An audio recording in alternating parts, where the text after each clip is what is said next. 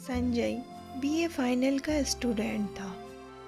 वह चेहरे से गंभीर दिखने वाला और हर चीज सोच समझकर करने वाला लड़का था।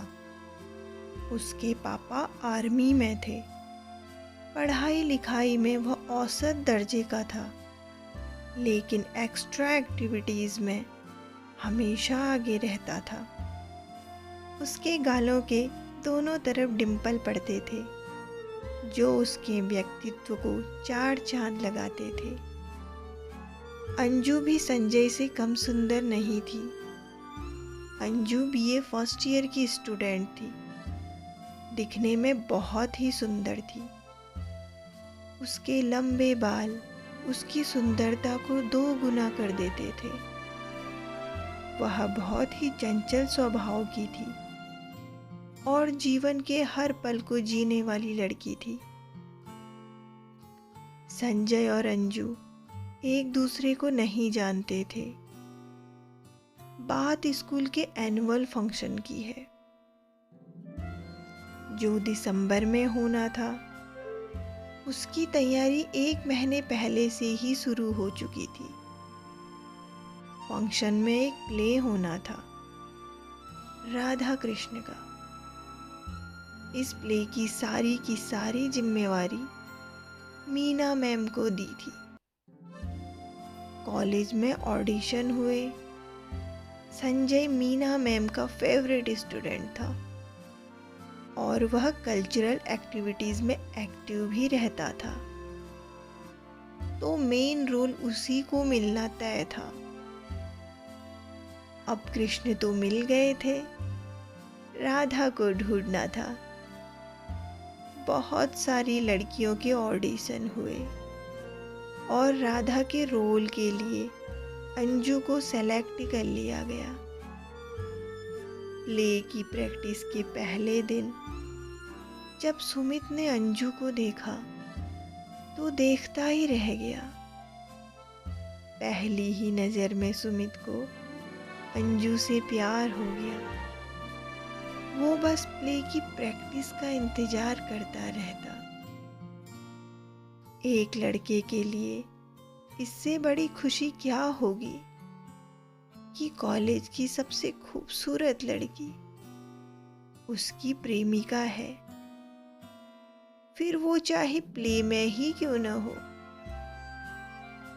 वहीं दूसरी तरफ अंजू भी संजय के प्रति एक अलग सा आकर्षण महसूस कर रही थी।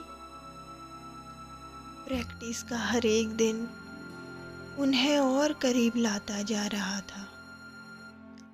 उस प्ले के बाद संजय और अंजू की जिंदगी बिल्कुल बदल गई थी। उन्हें पता ही नहीं चला कि कब वह एक दूसरे को इतना चाहने लगे। संजय अंजू के घर के चक्कर काटने लगा और कॉलेज में भी वे थोड़ा बहुत मिलने लगे थे। दोनों का एक दूसरे को देखे बिना मन नहीं लगता था। एक बार संजय को बुखार हो गया और वह 4-5 दिन स्कूल में नहीं आया। अंजू इस बीच बेचैन हो गई, क्योंकि उस वक्त मोबाइल फोन भी नहीं होते थे। उसका चंचल स्वभाव और संजय के प्रति चाहत ने संजय से मिलने जाने के लिए उसे मजबूर कर दिया। वो किताब लेने के बहाने अपनी फ्रेंड के साथ उसके घर चली गई।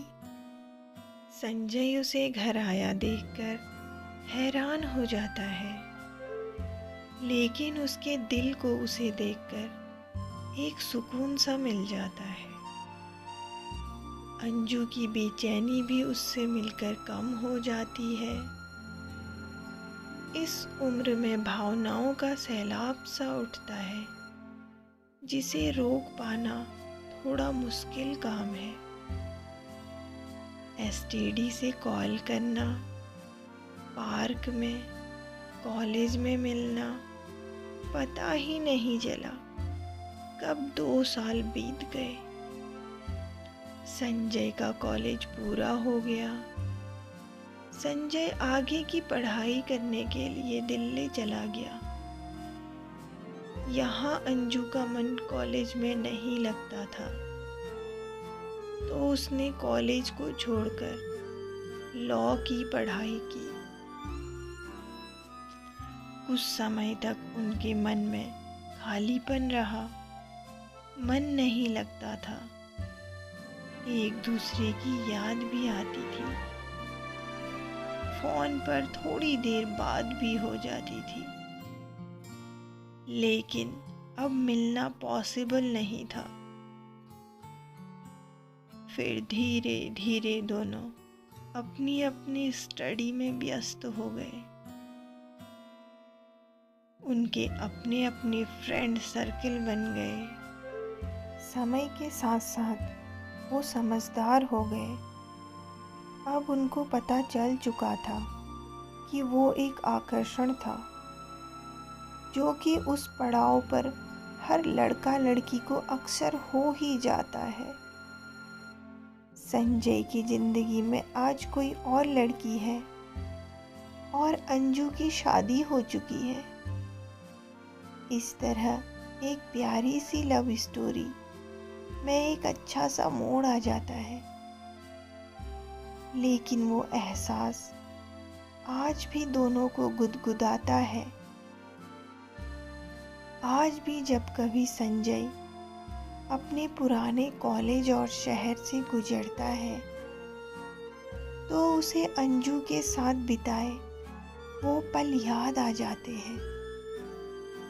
और अंजू जब कभी किसी के मुंह से संजय का नाम सुनती है, तो पलटकर जरूर देखती है।